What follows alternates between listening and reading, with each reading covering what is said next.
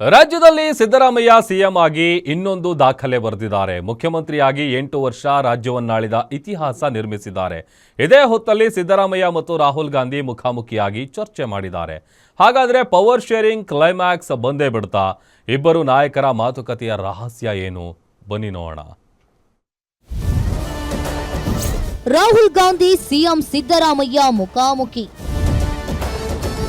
ಕೇರಳ ಬಳಿಕ ಕರ್ನಾಟಕ ನಾಯಕತ್ವ ಗೊಂದಲಕ್ಕೆ ಇತಿಶ್ರೀನ. ಸಿದ್ದು ಡಿಕೆಶಿ ಹೈಕಮಾಂಡ್ ಭೇಟಿಗೆ ಮುಹೂರ್ತ ಫಿಕ್ಸ್ ಆಯ್ತಾ?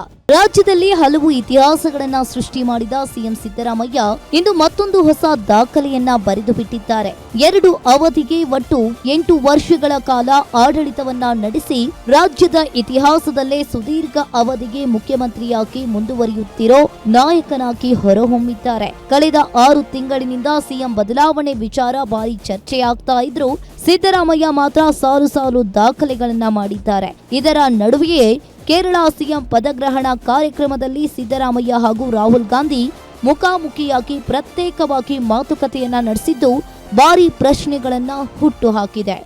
ಇನ್ನು ರಾಹುಲ್ ಗಾಂಧಿ ಜೊತೆ ಸಿದ್ದರಾಮಯ್ಯ ಸುಮಾರು ಅರ್ಧ ಗಂಟೆಗೂ ಹೆಚ್ಚು ಕಾಲ ಪ್ರಸ್ತುತ ರಾಜ್ಯ ರಾಜಕೀಯ ಬೆಳವಣಿಗೆಗಳ ಬಗ್ಗೆ ಚರ್ಚೆ ನಡೆಸಿದ್ದಾರೆ. ಸಚಿವ ಸಂಪುಟ ಪುನರ್ರಚನೆ ಸೇರಿದಂತೆ ಹಲವು ವಿಚಾರಗಳನ್ನ ಚರ್ಚೆ ಮಾಡಲು ದೆಹಲಿಗೆ ಬರುವುದಕ್ಕೆ ಸಮಯ ಕೇಳಿದ್ದಾರೆ. ಸಿದ್ದರಾಮಯ್ಯ ಮಾತನ್ನ ಕೇಳಿಸಿಕೊಂಡ ರಾಹುಲ್ ಗಾಂಧಿ ಸಮಯವನ್ನ ಕೊಡುವುದಾಗಿ ಭರವಸೆ ನೀಡಿದ್ದಾರೆ ಎನ್ನಲಾಗಿದೆ. ಸಿದ್ದು ಕುರ್ಚಿ ಖಾಲಿ ಮಾಡಿದ್ರೆ ಪರಮೇಶ್ವರ್ ಸಿಎಂ ಆಗಲಿ.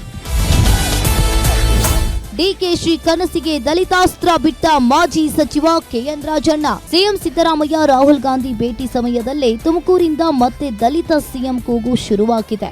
ಸಿದ್ದರಾಮಯ್ಯ ಸಿಎಂ ಸ್ಥಾನದಿಂದ ಕೆಳಗಿಳಿದ್ರೆ ದಲಿತರಿಗೆ ಒಬ್ಬರಿಗೆ ಅವಕಾಶ ಸಿಗಬೇಕು ಅಂತ ಮಾಜಿ ಸಚಿವ ಕೆಎನ್ ರಾಜಣ್ಣ ಬಾಂಬ್ ಹಾಕಿದ್ದಾರೆ. ಆ ಮುಖೇನ ಡಿಕೆಶಿ ಕನಸಿಗೆ ಮತ್ತೆ ಅಡ್ಡಿಯಾಗುವ ದಲಿತಾಸ್ತ್ರ ಪ್ರಯೋಗವನ್ನ ಮಾಡಿದ್ದಾರೆ. ಸಿದ್ದರಾಮಯ್ಯನವರು ಏನೋ ಬದಲಾವಣೆ ಆದ್ರೆ ಪರಮೇಶ್ವರ ಮುಖ್ಯಮಂತ್ರಿ ಆಗ್ಬೇಕು ಅನ್ನೋರು ನಾವು ಇನ್ನೇನಾಗಬೇಕು? ಹೌದು, ಹಿಂದೆ 8 ವರ್ಷ ಇರ್ಲಿಲ್ವಾ ಅವರು ಅಧ್ಯಕ್ಷರಾಗಿ? ಅವರು ಕೆಲಸ ಮಾಡಲಿಲ್ವಾ? ಅವ್ರು 13ರಲ್ಲಿ ಗೆದ್ದಿದ್ರೆ ಅವರೇ ಚೀಫ್ ಮಿನಿಸ್ಟರ್ ಆಗೋರು. ಅವ್ರು ಗೆಲ್ಲಿಲ್ಲ ಅವಾಗ. ಈಗ ಅದು ಹಳೆ ಕೂಲಿ ಅವ್ರದ್ದು ಬಾಕಿ ಐತಲ್ಲ. ಒಟ್ಟಾರೆ ಮುಂದಿನ ವಾರ ರಾಜ್ಯ ರಾಜಕೀಯದಲ್ಲಿ ಮಹತ್ವದ ಬೆಳವಣಿಗೆ ಆಗೋದು ಖಚಿತವಾಗಿದೆ. ರಾಹುಲ್ ಭೇಟಿಯಿಂದ ಯಾರಿಗೆ ಲಕ್, ಯಾರಿಗೆ ನಿರಾಸೆ ಅನ್ನೋದು ಕಾದು ನೋಡಬೇಕಿದೆ.